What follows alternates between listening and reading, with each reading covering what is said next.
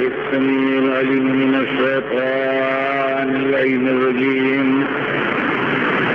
بسم الله الرحمن الرحيم. الحمد لله رب العالمين، والصلاة والسلام على سيدنا وشفيعنا بالقاسم وآله الطيبين الطاهرين المعصومين، ولعنة الله على أعدائهم أجمعين من يومنا هذا إلى يوم الدين.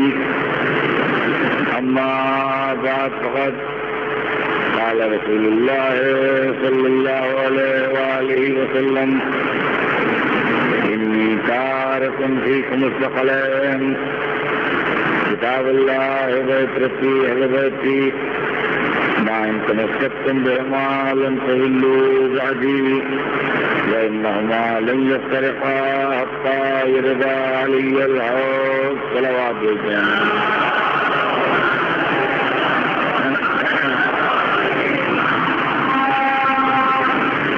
अख्तर से जनाब सरवर कायनात है।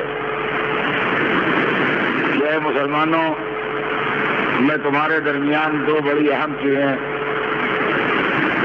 बड़ी गला कदर चीजें, बड़ी इंपॉर्टेंट चीजें छोड़ के जा रहा हूँ। एक अल्लाह की किताब है और एक मेरी इतरत है।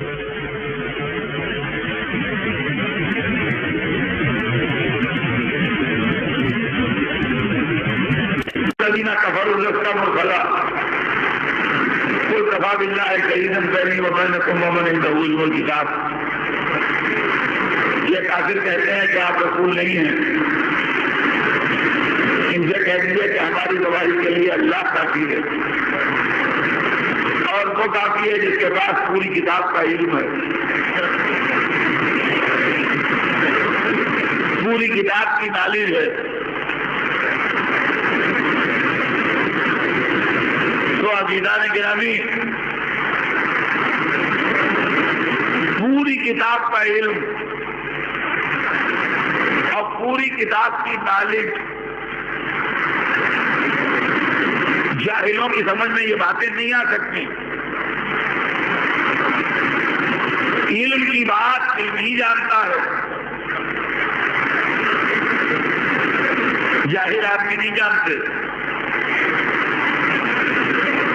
सारी दुनिया में आज कैसे क्या हो रहा है, जाहिरों से पूछियों की समझ में नहीं आएगा। आदमी स्पेस में कैसे पहुंच गया, आदमी चांद पर कैसे पहुंच गया, आदमी ने अपना सफीर मरीख तक कैसे भेज दिया,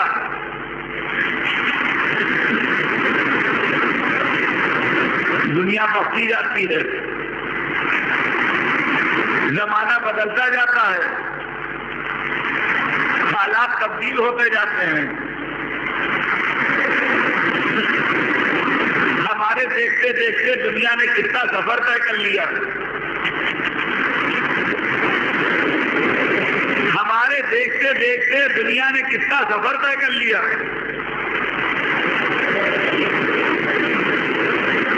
पहले ये लाउड स्पीकर नहीं थे मजलिसों में, मजमा भी कम होता था, जाकिर को चीख के पढ़ना पड़ता था ताकि उसकी आवाज वहां तक जाए, इसलिए कि आवाज को आगे ले जाने का कोई जरिया नहीं था। फिर लाउड स्पीकर लग गए। हम जब बंबई में आए सन 60 में, तो लाउड स्पीकर ईजाद हो चुके थे, तो लाउड स्पीकर लगता था मजलिस में, मगर वीडियो नहीं था। बड़े बड़े टेप रिकॉर्डर लेके लोग बैठते थे जिस पर स्कूल चलते थे, मजलिस टेप करते थे। बहुत जमाने बाद मुगल मस्जिद की मजलिस, बाहर लाउड स्पीकर लगते थे, सड़कों पर जाते थे कनेक्शन। फिर उसके बाद वीडियो आ गया तो तस्वीर भी जाने लगी। जमाना बदलता गया, इल्म तरक्की करता गया, इंसान का इख्तियार बढ़ता गया। कंप्यूटर का दौर आया, इंटरनेट आया, मजलिस इंटरनेट पर जा रही है। कल रात अमेरिका से एक ने टेलीफोन किया कि हम आपकी मजलिस मुगल मस्जिद की सुन रहे हैं, हम पढ़ रहे हैं मुगल मस्जिद में, सुनने वाला सुन रहा है अमेरिका में। ये इंसान का इख्तियार है, ये इंसान का इख्तियार है। और अभी तरक्की का सफर रुका नहीं है। ये इंसान मामूली इंसान का करिश्मा है, इसमें किसी नबी या मलक या इमाम का हाथ नहीं है। यह हमारे ही आपके जैसे इंसानों की ईजाद है कि जो आदमी जिस वक्त मुगल मस्जिद में बोल रहा है उसी वक्त दूसरा आदमी अमेरिका के किसी शहर में सुन रहा है, लंदन में कहीं पर सुन रहा है। मालूम कि इतना तो इंसान ने कर दिखाया कि बोले यहाँ सुने वहाँ। अब अगर हम ये कहते हैं कि कहीं पुकारो अली सुनते हैं, सल्लल्लाहु अलैहि मोहम्मद,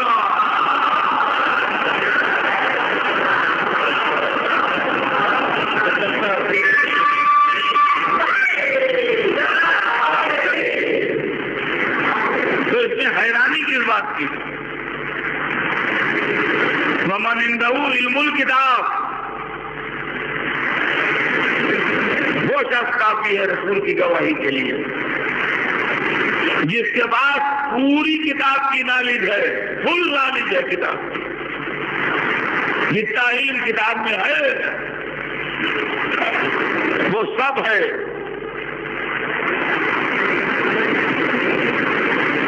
इतने इल्म से क्या होता है हम जाहिर आदमी क्या जाने। लेकिन आपको कुरान ही से एक बात बता दूं कि एक आदमी का जिक्र कुरान में और भी है जिसको किताब में से थोड़ा सा इल्म दिया गया था। एक तो वो बुजुर्ग हैं जिनके लिए कुरान ने कहा कि उनके पास पूरी किताब का इल्म है, वो साहब जिनके लिए कुरान ने ये कहा कि इनके पास पूरी किताब का इल्म है, वो तो रसूल के रसूल होने के गवाह हैं। लेकिन एक साहब का जिक्र कुरान पाक में और है जिनके पास पूरी किताब का इल्म तो नहीं था मगर किताब में से जरा सा इल्म मिला था उन्हें, थोड़ा सा इल्म उनको मिला था। ये किस्सा हज़रत रसूलुल्लाह से बहुत पहले का है, कुरान में लिखा है, देख लीजिए पढ़ लीजिए कि जनाब सुलेमान अपने दरबार में बैठे हैं और मलका सबा आने वाली है और उसके रिसेप्शन की तैयारी हो रही है।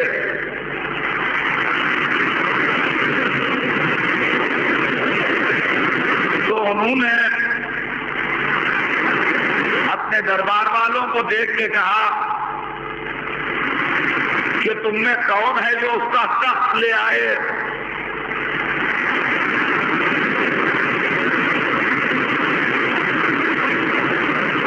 जाके यही भिजवा दिया जाए उसी का तख्त, उस पर बैठे आके। तो वहां का कुरान कहता है कि एक जिन था बहुत कवि इफरीत, उसने कहा कि मैं लाऊंगा और इतना जल्दी लाऊंगा कि आप अपनी जगह से उठने नहीं पाएंगे कि ले आऊंगा।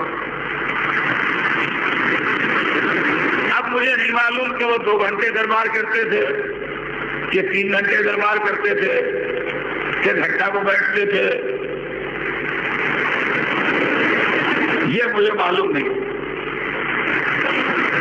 मगर कुरान में ये लिखा है कि उसने ये कहा कि आप जो यहाँ बैठे दरबार कर रहे हैं, आप अपनी जगह से उठने नहीं पाएंगे और दरबार आपका बर्खास्त नहीं होने पाएगा कि मैं ले आऊंगा।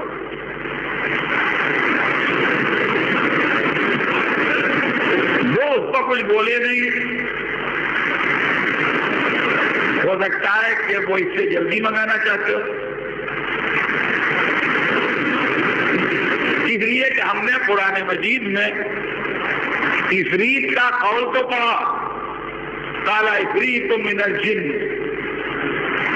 एक इफरीत ने बड़े जबरदस्त ताकतवर में जो जिनों में से था कहा कि मैं लाऊंगा। कब इसके कि आप अपनी जगह से उठे। मगर जनाब सुलेमान ने क्या कहा ये कुरान में लिखा नहीं है, क्योंकि लिखा नहीं है इसलिए हमें मालूम नहीं।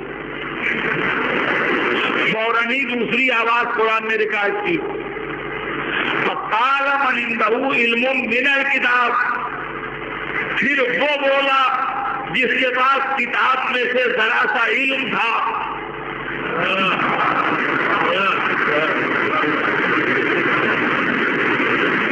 वो बोला जिसके पास किताब में से जरा सा इल्म था, अना आपी कभी कब लाएंगे जब तक पहले के तरफ मैं ले आऊंगा,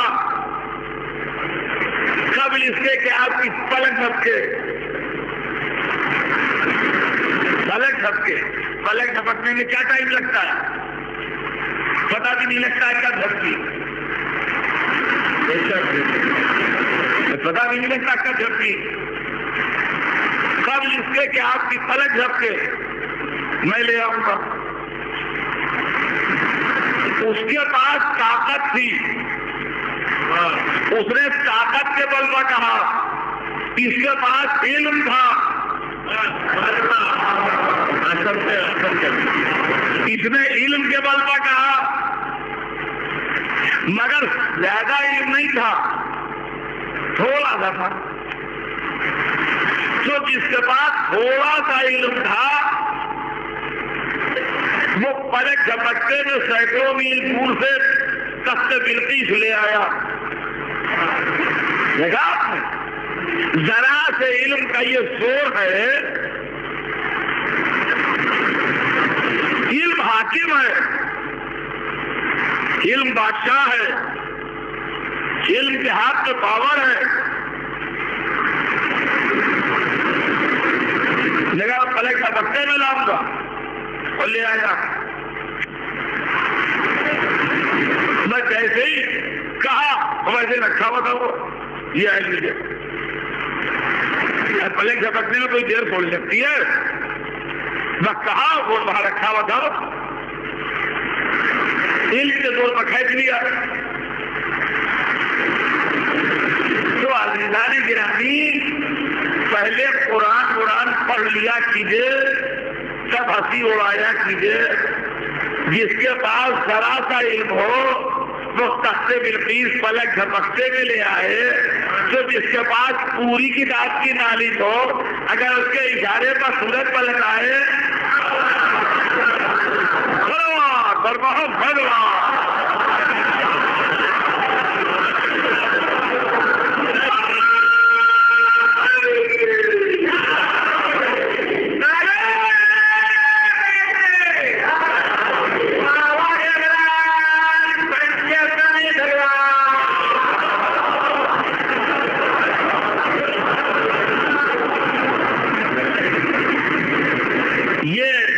मैंने कल पढ़ी थी,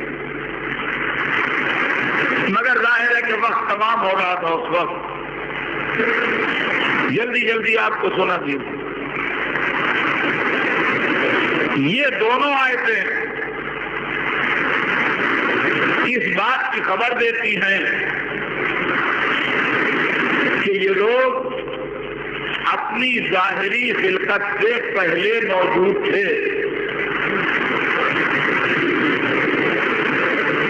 इसलिए कि रसूलुल्लाह जाहिरी एतबार से सन 1 आमुल फील में पैदा हुए, जिसको हमारे कैलेंडर के हिसाब से लगभग 1400 कुछ बरस बनते हैं। और ऐसे ही हजरत अली अलैहिस्सलाम सब 30 आमुल फील में पैदा हुए, उनको भी हमारे कैलेंडर के हिसाब से 1400 कुछ बरस बनते हैं। यानी लगभग आज से 1500 साल पहले ये दोनों हजरात इस दुनिया में आए। ये तो जाहिरी कैलकुलेशन और हिसाब है, लेकिन उनका हकीकी वजूद आदम की खिलकत से पहले से है। अब आइए, ये तो हो गया, लेकिन अपनी मौत के बाद इधर भी है कि नहीं? इसलिए कि आदमी की जिंदगी के 2 एंड हैं, 2 कोने हैं, एक पैदाइश से पहले, एक मौत के बाद। तो ये दोनों आयतें जो मैंने पढ़ी रसूलुल्लाह के लिए और मौला अली के लिए, इससे ये साबित होता है कि ये अपनी पैदाइश, जाहिरी पैदाइश से पहले नूरानी आलम में मौजूद थे।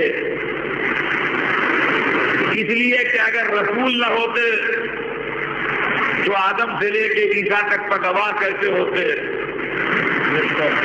और अगर अली न होते तो रसूल के रसूल बनाए जाने पर गवाह कैसे होते। मगर ये इधर वाला एंड है, पैदाइश से पहले वाला। अब इधर वाले एंड में भी हैं कि नहीं? यानी वफात के बाद वाला सन 11 हिजरी में रसूलुल्लाह की रहलत हो गई। सन 11 हिजरी के बाद भी हैं कि नहीं? सन 40 हिजरी में मौला अली की शहादत हो गई। सन 40 हिजरी के बाद भी हैं कि नहीं? गौर कीजिए।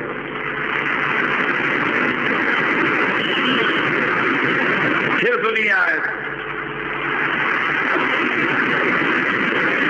हुजूर के लिए इरशाद हो रहा है कुरान में, वकज़ालिका जअलनाकुम उम्मतन वसतन लितकूनू शुहदा अलन्नास व यकून अर्रसूलु अलैकुम शहीदा। वकज़ालिका जअलनाकुम उम्मतन वसतन, और इसी तरह हमने करार दिया तुम्हें दरमियानी करो, लितकूनू शुहदा अलन्नास, ताकि तुम इंसानों पर गवाह बनो, व यकून रसूल अलैकुम शहीदा, और रसूल तुम्हारे ऊपर गवाह रहे। कुरान में अल्लाह किसी से एड्रेस करके कह रहा है कि और इसी तरह हमने तुम्हें दरमियानी गिरोह करार दिया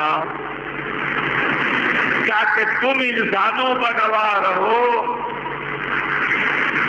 और रसूल तुम पर गवाह रहे। कुरान में लफ्ज़ उम्मत वसत की 2 तफसीरें हैं। दरमियानी गिरोह कौन है? जो अल्लाह ने इंसानों पर गवाह बनाया है और रसूल उस पर गवाह हैं। इसकी कुरान पाक में दो तफसीरें हैं। एक तफसीर वो है जो आम मुसलमानों की किताबों में है, और एक तफसीर वो है जो शिया इस्ना अशरियों की किताबों में है। आम मुसलमानों की किताबों में ये लिखा है कि उम्मत वसत से मुराद, दरमियानी गरोह से मुराद मुसलमान उम्मत है। हम आप सब मुस्लिम नेशन कह लीजिए। दरमियानी गरोह से मुराद मुसलमान कौम है, मुसलमान फिरका है, मजहब है के लोग हैं जो अल्लाह की तरफ से दुनिया की सारी नेशन के अमल पर गवाह हैं और रसूल उन पर गवाह है। यानी अल्लाह की तरफ से मुसलमान दुनिया के सारी कौमों की एक्टिविटीज पर गवाह हैं। अमरीकियों ने क्या किया, ब्रिटिशर्स ने क्या किया, रशियन क्या कर रहे हैं, चाइना में क्या हो रहा है, इंडिया की नॉन मुस्लिम कौमें क्या कर रही हैं। मुसलमान सब पर हाकिम की हैसियत से और बड़े की हैसियत से निगरां हैं।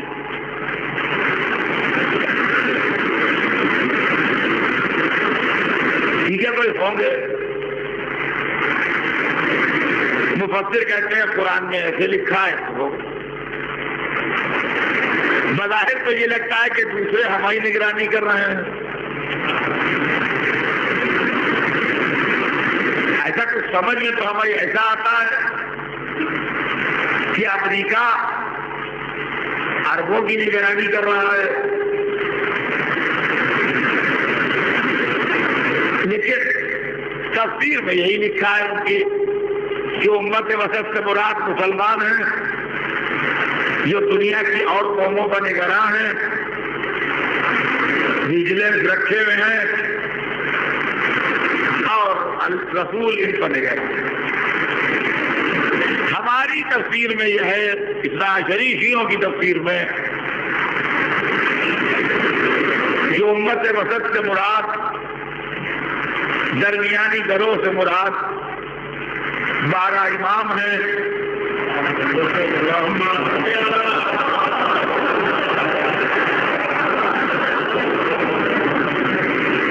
जो अल्लाह की तरफ से दुनिया के तमाम इंसानों पर निगरां हैं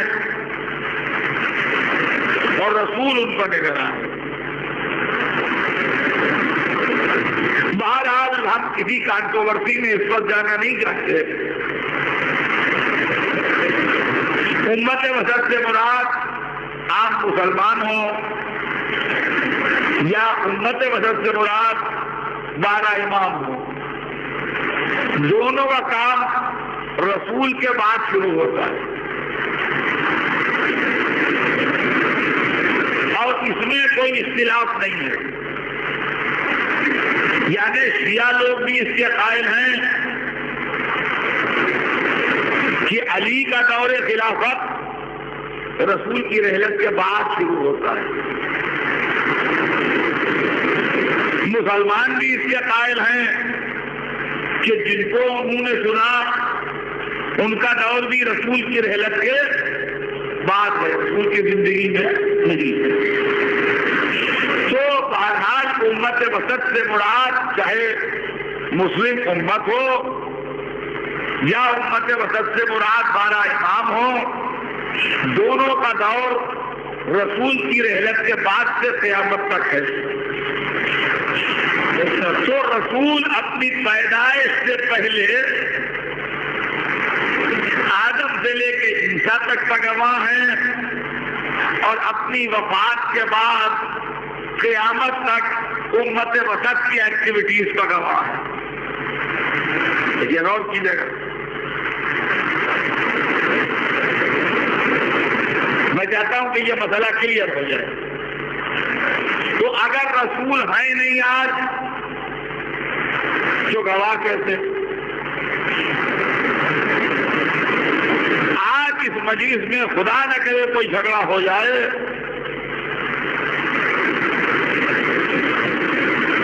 और पुलिस में जाके किसी को कंप्लेन लिखवाना हो तो वो ऐसे साहब की नाम लिखवा दे कि जो आज से 10 बरस पहले इंतकाल कर चुके हैं। तो बताइए एक मज़ाक़खेज़ बात होगी कि नहीं होगी कि जो आज से 10 बरस पहले इंतकाल कर चुके उनका नाम लिखवा दिया जाए कि आदमी जो मस्जिद में आज लोगों में झगड़ा हो गया इससे खुला साहब गवाह। तो लोग कहेंगे क्या तमाशा है जो 10 बरस पहले मर गए, गवाही कर देंगे जो आज झगड़ा हुआ उसकी। तो गवाह को मौजूद होना चाहिए। तो अगर अल्लाह ने रसूलुल्लाह को ड्यूटी इलाज की है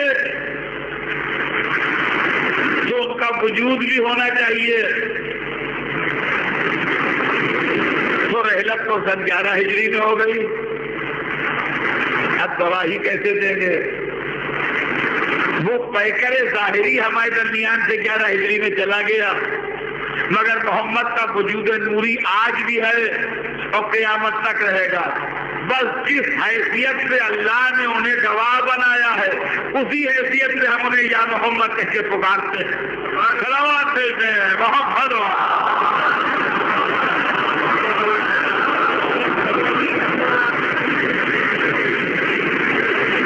अच्छा और सुन लीजिए, ये तो रसूल का वजूद हुआ। फिर मसला आता है कि अली का वजूद कहाँ से साबित?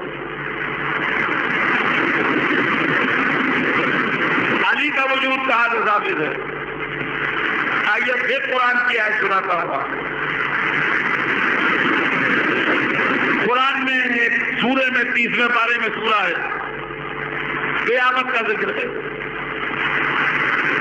बिस्मिल्लाहिर्रहमानिर्रहीम के बाद इरशाद हो रहा है इज़ा ज़ुलज़िलतिल अर्ज़ु ज़िलज़ालहा व अख़रजतिल अर्ज़ु अस्क़ालहा व क़ालल इंसानु मा लहा यौमइज़िन तुहद्दिसु अख़बारहा बिअन्न रब्बका औहा लहा। सुनिए क्या है इसका, क़यामत का तज़किरा है और इरशाद हो रहा है कि वो दिन जब जमीन को जोर जोर से झटके दिए जाएंगे। इज़ा ज़ुलज़िलतिल अर्ज़ु ज़िलज़ालहा, जब जमीन को जोर जोर से झटके दिए जाएंगे, जबरदस्त ज़लज़ला आएगा इस जमीन पर, यानी क़यामत का दिन, क़यामत का ज़लज़ला। और वो झटके इतने जबरदस्त होंगे,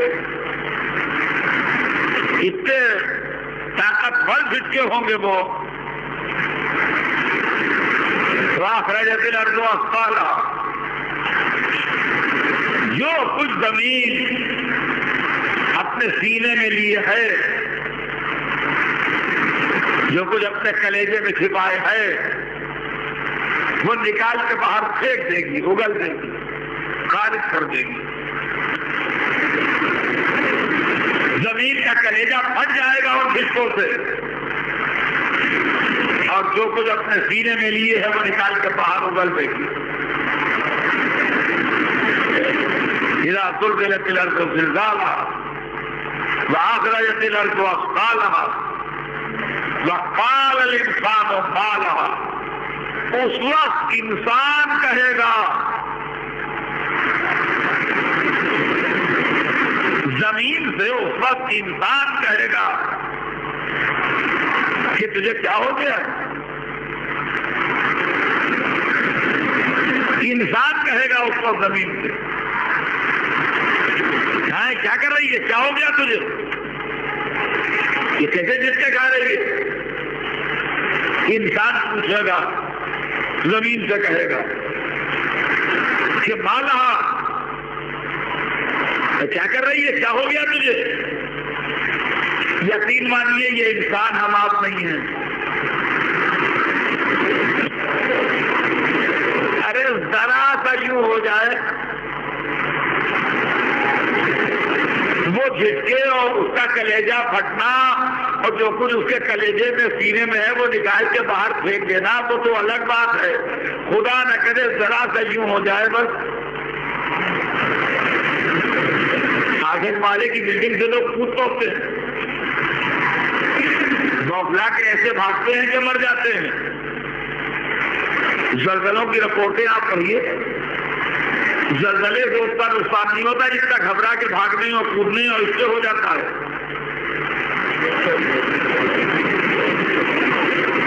जरा झटका खाया और भागे और परेशान हो मुसीबत, रोना और पीटना और हंगामा और कयामत। तो ऐसा जबरदस्त जलजला आए कि जमीन का कलेजा फट जाए और जो कुछ सीने में उसके हो वो निकाल के बाहर उगल दे और फेंक दे। और इंसान साहब अपने आराम से बैठे पूछ रहे तुझे क्या हो गया? ये इंसान हम नहीं है, बिल्कुल नहीं है, हरगिज़ नहीं है। हम तो उस वक्त मनो मिट्टी के नीचे कहीं दबे पड़े होंगे मरे हुए। हम जिंदा सलामत खैरियत से होंगे ये नहीं जो पूछे। तो खाली इसकी बात नहीं है, वो इंसान कोई बड़ा जबरदस्त पावरफुल इंसान, इसलिए कि जब वो जमीन से पूछेगा कि क्या हुआ तो ये नहीं है कि पूछ के रह जाए जमीन कुछ ना बोले, नहीं, जमीन को अपनी रिपोर्ट देना पड़ेगी। यौमैदिन तुहद्दिसु अखबारहा, वो दिन जिस दिन जमीन अपनी खबरें बयान करेगी। हाँ, ये नहीं खाली। जब इंसान ने उससे पूछा कि तुझे क्या हो गया, क्या कर रही है, वो जल्दी से अपनी रिपोर्ट देने लगी। सारी जमीन पर जो इंसानों की एक्टिविटीज हुई हैं, अच्छी बुरी नेक बद जुल्म अदल, जमीन का चप्पा चप्पा गवाही देगा। अब मैंने यही जगह है, यहां मुद्दतों से नमाजें हो रही हैं, तो ये जमीन बताएगी ना कि यहाँ फुला फुला फुला फुला फुला फुला ने मुझ पर नमाज पढ़ी। किसी जमीन पर बेगुनाहों को कत्ल किया गया तो जमीन बताएगी ना यहाँ फुला फुला फुला बेगुनाह का खून बहाया गया।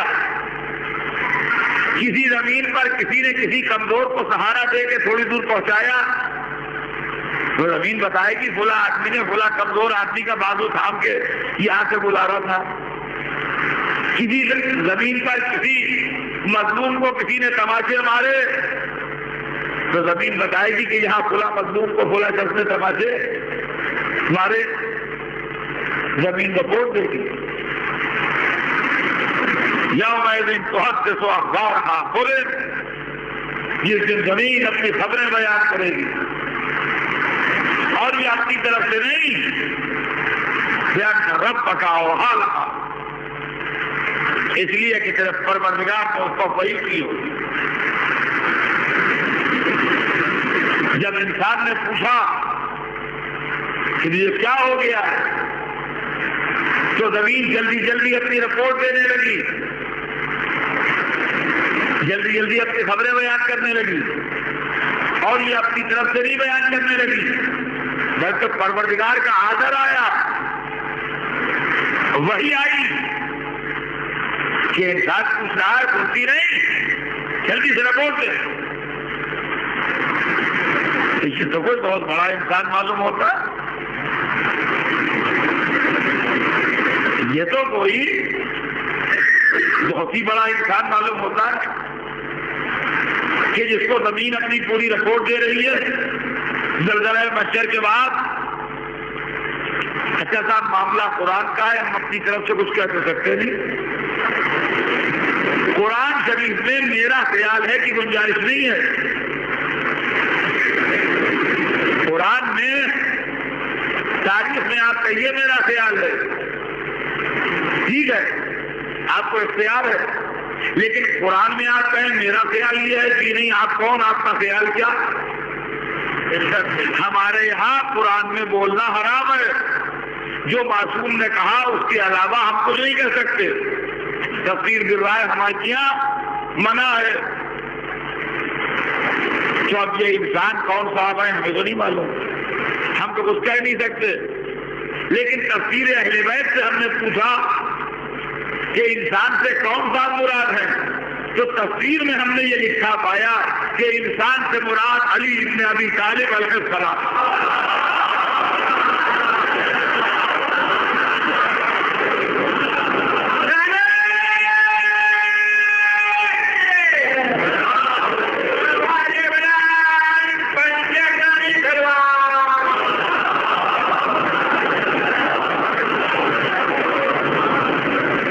इंसान से मुराद अली इब्न अबी तालिब है कि जो रोज़े क़यामत का ज़रा महशर जब आएगा तो जमीन से सवाल करेंगे, और जब सवाल करेंगे तो जमीन उन्हें अपनी पूरी रिपोर्ट देगी। जमीन पूरी रिपोर्ट देगी इसलिए कि अल्लाह ने उसे ऑर्डर किया होगा कि इनको रिपोर्ट दे। अब संध्या अबू तुराब का क्या मतलब है? सलावत व रहमत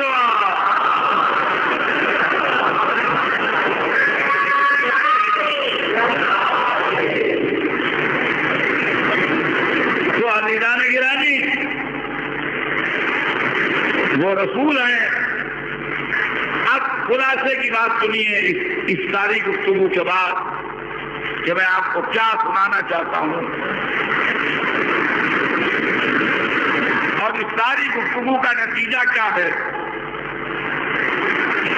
इस सारी गुफ्तगू का नतीजा यह है कि अल्लाह ने इंसानों की हिदायत के वास्ते मोहम्मद वाले मोहम्मद अलैहिस्सलाम को दो वजूद दिए। देखिए, इस पर घबराना जाइएगा। हम ये नहीं कह रहे हैं कि वो खुद से बन गए हैं, अल्लाह ने दिए हैं। ये जुमले को ध्यान में रखिएगा। अल्लाह ने उनको दो वजूद दिए हैं।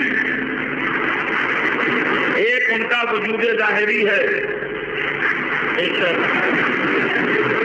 जो उतने दिनों हमारे दरमियान रहे जितने दिनों आप तारीख में लिखा हुआ देखते हैं कि रसूलुल्लाह की उम्र मुबारक लोनर कैलेंडर के हिसाब से, यानी चांद वाले कैलेंडर के हिसाब से 63 बरस थी। मौला अली की उम्र मुबारक उसी हिसाब से 63 बरस थी। इमाम हसन अलैहिस्सलाम की उम्र मुबारक उसी कैलेंडर के हिसाब से 46 साल थी। इमाम हुसैन की उम्र मुबारक उसी कैलेंडर के हिसाब से 57 साल थी वक्त शहादत मसलन। तो एक तो ये उम्र जाहिरी है जिसमें अल्लाह ने हम पर करम किया, हमारी इज्जत अफजाई की, हमको शरफ दिया कि उस नूर को हमारे दरमियान पैकर बशरी में भेजा।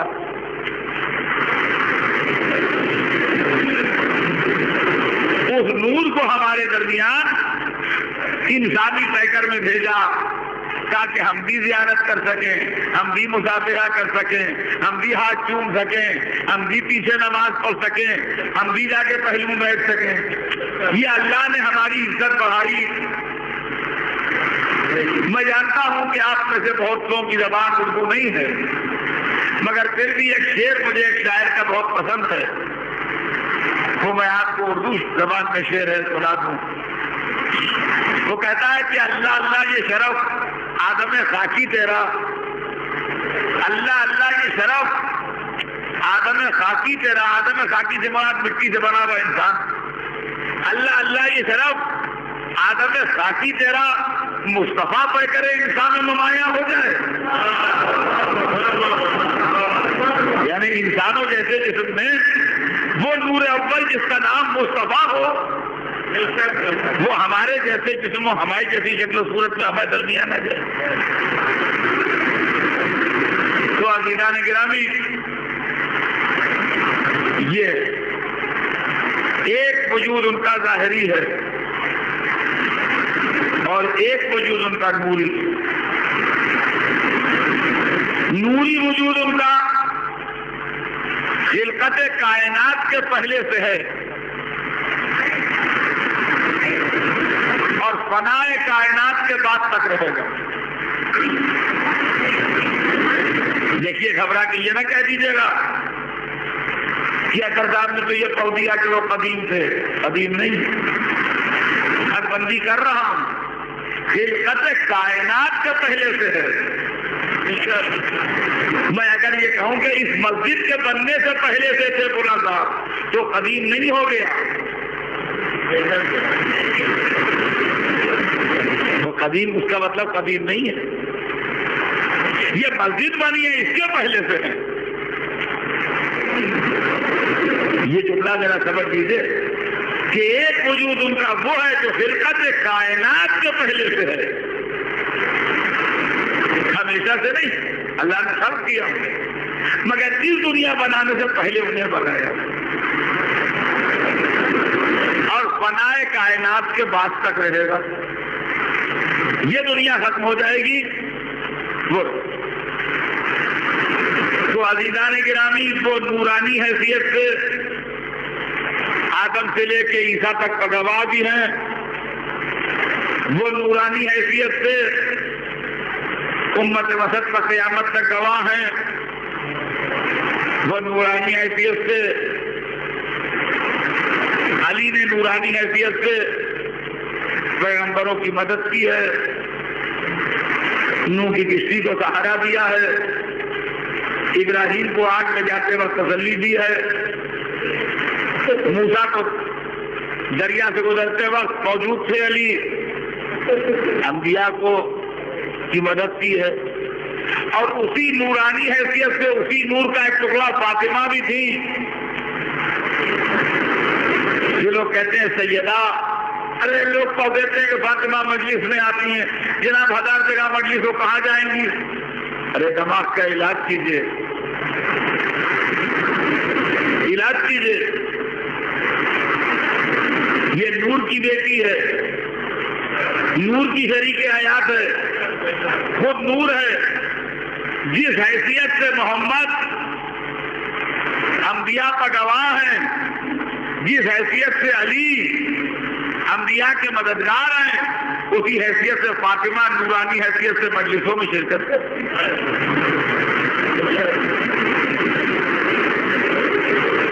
वो नूरानी मंजिल है, वो मादी मंजिल नहीं है। आप मादी हैसियत से देख रहे हैं कि जिसमें मादी वक्त वाहिद में मुख्तलिफ जगहों पर नहीं हो सकता, वो मादी हैसियत है, मादी हैसियत से नहीं, वो नूरानी और रूहानी हैसियत से। बाज़ीज़ों कल बयान आगे बढ़ेगा। शफ़े अज़ा बिछी है और आज मुहर्रम की 7वीं रात आ गई। अब आज की रात से ये कि उन्वान में कोई इजाफा हो जाता है, इसलिए कि अजीजों आज से हम मसाइल भी एक मखसूस उन्वान से पढ़ते हैं और आज सैयदा को उनके यतीम पोते का पुरसा देते हैं। कल से जब पानी कीजिएगा तो हुसैन की प्यास की जरूरियात कर लीजिएगा। हमारा रवाज है कि 7वीं मुहर्रम 7वीं शब से लेके 7वीं को दिन भर हम याद मनाते हैं। इसकी याद उस 13 बरस के कमसिन शहजादे की याद जिससे शब आशूर चचा ने पूछा था कि या बुनैया कैफल मौत इंदक, मेरे लाल तेरे नजदीक मौत कैसी है? तो बच्चे ने कहा था या हमने अलियो अहला में नसल, ये चचा आज शहद से ज्यादा मीठी। शोकवाला ने हुसैन, आप इस फलसफे को जानते हैं, मैं क्या अर्ज करूं? करबला वालों ने मौत का मजा बता बता के दुश्मन के मुंह पर तमाचे मारे हैं कि यजीद होश में आ। हुसैन को मौत से डराता, हुसैन के छोटे छोटे बच्चे मौत को शहद से ज्यादा मीठा कह रहे हैं। अजीजों, तारीख लिखती है कि जब आशूर का दिन आया, शहादत का बाजार गर्म हुआ, सुबह से लेकर जोहर तक, बल्कि जोहर के बाद तक असाब व अंसार कुर्बान होते रहे। और जब जोहर के जरा देर बाद असाब शहीद हो गए तो अब बनी हाशिम की बारी थी।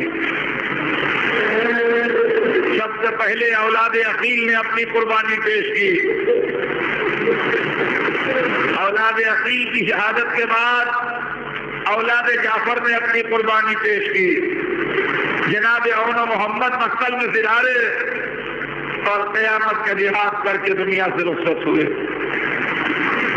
और औलाद जाफर की कुर्बानी के बाद औलाद अली की कुर्बानी की। कभी अली का कोई बेटा मक्तल में गया, कभी हसन का कोई लाल मक्तल में गया। यहां तक कि वो वक्त भी आया कि हुसैन का 13 बरस का भतीजा आज के अपने चचा से इजाजत मांगने लगा। रवायत में कासिम ने जिस तरह इजाजत मांगी उस तरह किसी ने इजाजत नहीं मांगी। कासिम ने बिल्कुल नए अंदाज में इजाजत मांगी। रवायत में अपने चचा के हाथों को लेकर चूमना शुरू किया और अपना मुंह चचा के हाथों पर मलने लगे और आंखों से आंसू जारी। रवायत में हुसैन ने यतीम भतीजे को कलेजे से लगाया और बहुत रोए। हदीस में तो हुसैन किसी शहीद को रुखसत करते वक्त इतना नहीं रोए जितना कासिम को रुखसत करते वक्त रोए। मौला, क्या भाई याद आ रहा है? मौला, क्या इमाम हसन का ख्याल आ रहा है? किसी को शहीद रुखसत करते वक्त इतना नहीं रोए जितना जनाब कासिम को रुखसत करते वक्त रोए। मैंने किताब में जो पढ़ा है वो अर्ज कर रहा हूं। कासिम को बड़ी मुश्किल से इजाजत दी और जब कासिम घोड़े पर बैठे मैं उसकी वजह कुछ मैंने नहीं पढ़ी, ना मुझे मालूम है, मगर पढ़ता मैं हर हूं। रवायत में कासिम जब घोड़े पर बैठे तो हुसैन आगे बढ़े और आगे बढ़ के भतीजे का गरीबान चाक कर दिया। मुझे नहीं मालूम गरीबान क्यों चाक किया, शायद इसलिए कि दादा के सामने जाना तो फरियादियों की सूरत में जाना।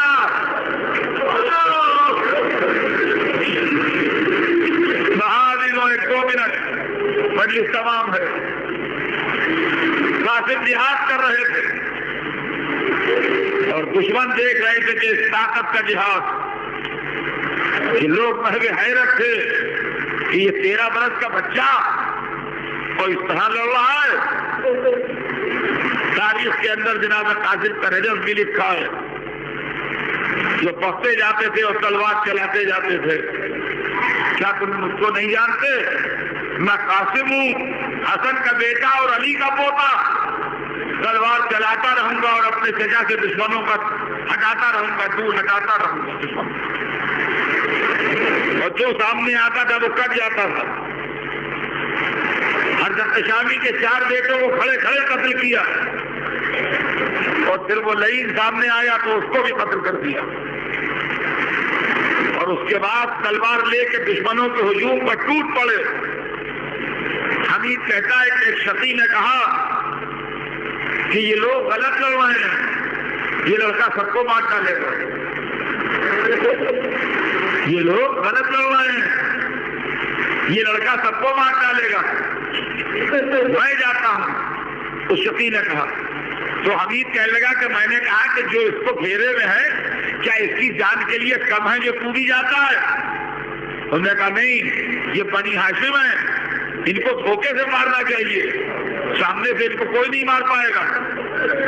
और उसके बाद वो पीछे पीछे कमीगाह में लगा और उसने खैर के एक नैजा जनाबे कासिम के मारा। ये वही हमला का जो जंग उहद के हजरत हमजा पर हुआ। भतीजा घोड़े पर डगमगाया, जमीन पर गिरे, आवाज दी या अल्लाह।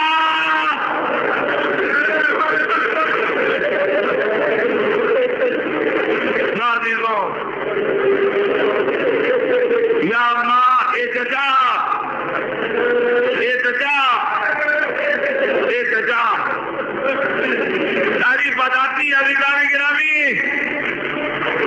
ये हुसैन किसी की मैयत पर इतना तेज नहीं गए जितना तेज कासिम की मैयत पर गए। मगर जब गए तो कासिम दुनिया से जा चुके थे, जाके मुंह पर मुंह रख दिया।